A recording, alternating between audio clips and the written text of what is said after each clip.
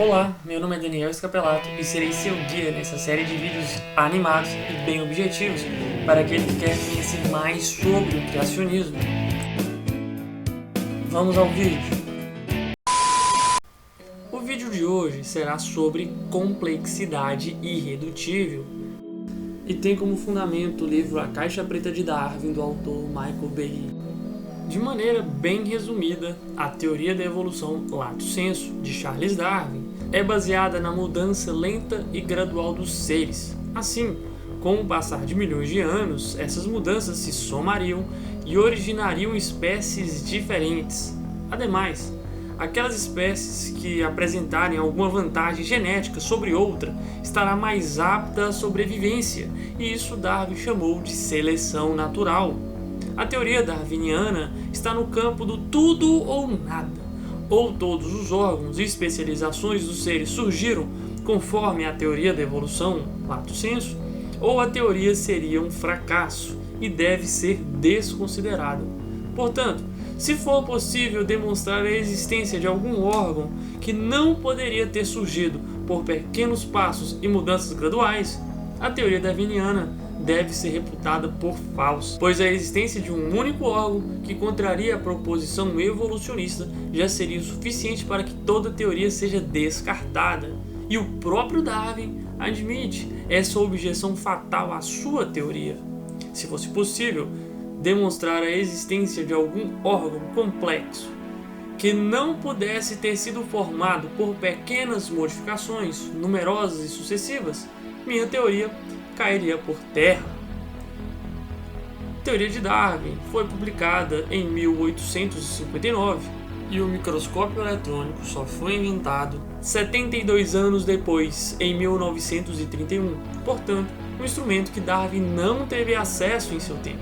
A questão que fica é: a teoria da evolução darwiniana subsiste até os dias de hoje, mesmo após tantos avanços tecnológicos? Será que ainda nenhum órgão que não poderia ser formado por sucessivos passos foi encontrado?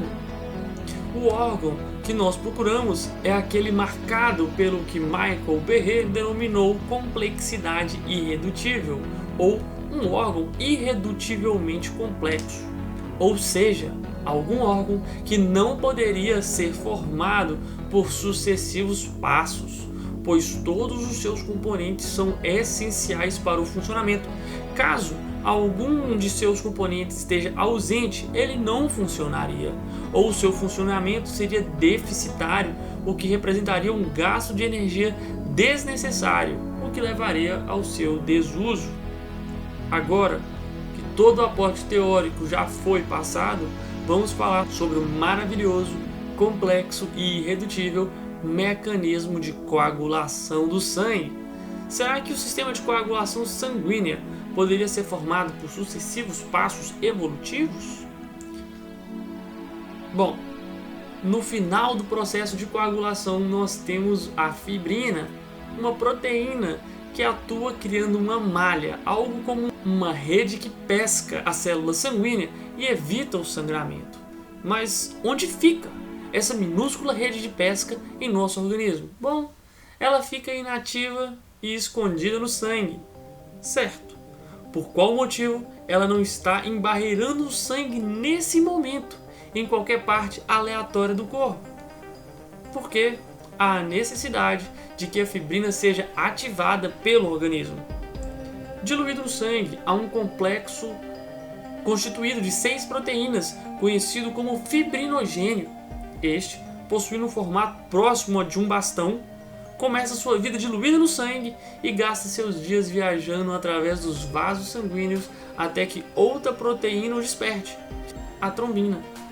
A trombina é uma proteína que tem por função cortar o fibrinogênio. Uma vez clivado, o fibrinogênio se transforma em fibrina e dá início a uma reação, fazendo com que a fibrina se ligue umas às outras, dando origem à rede de pesca no final do processo de coagulação e captura da célula sanguínea. Então, por que a trombina não está cortando o fibrinogênio neste momento em nosso organismo e o transformando em fibrina, fazendo com que o sangue coagule em qualquer parte aleatória do corpo? Primeiro, Se isso acontecesse, estaríamos seriamente encrencados. Se a trombina estivesse funcionando sem qualquer controle e clivando o fibrinogênio, ela rapidamente o transformaria em fibrina. E o ser acometido por tamanha pestilência estaria contando seus últimos momentos de vida. Então, o que faz com que a trombina não clive todo o fibrinogênio?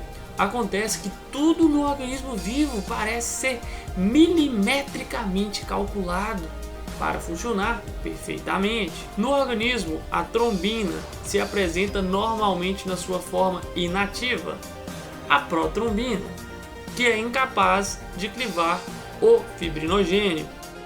E isso faz com que o animal não morra de coagulação irregular. Mas se a protrombina não cliva o fibrinogênio, temos outro problema.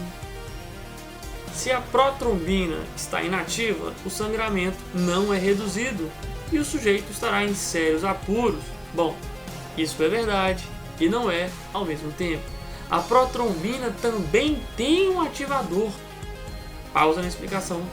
Percebam que a coagulação do sangue funciona como a máquina de Rube Goldberg. Mas o que é a máquina de Rube Goldberg? O cartunista Rube Goldberg inventou uma máquina extremamente complexa, com inúmeros passos para executar funções muito simples. De maneira muito divertida, os desenhos animados exploram bem a geringonça, em que essa máquina pode nos ajudar a compreender as origens da vida. Bom, a ilustração da máquina é um exemplo indiscutível de máquina irredutível. Qualquer tentativa de retirar dela alguma etapa faz com que ela não chegue a seu objetivo. A máquina de Goldberg não poderia, de acordo com a teoria darwiniana, ter aparecido de maneira natural e ter sido formada por sucessivos passos evolutivos, vez que, sem qualquer função, o mecanismo final seria inútil e não representaria qualquer vantagem ao seu portador. Ora, se a sobrevivência é dos mais aptos, o portador de um sistema incompleto não seria um dos contemplados com a perpetuação dos seus genes. É exatamente o que vemos aqui. A fibrina faz uma rede de pesca após ser convertida de fibrinogênio pela trombina, que antes estava inativa como protrombina, que foi ativada para tal fim.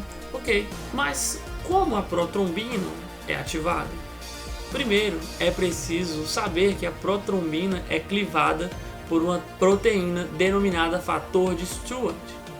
Como vocês já devem estar esperando, o fator de Stuart também precisa ser ativado, correto? E é isso mesmo.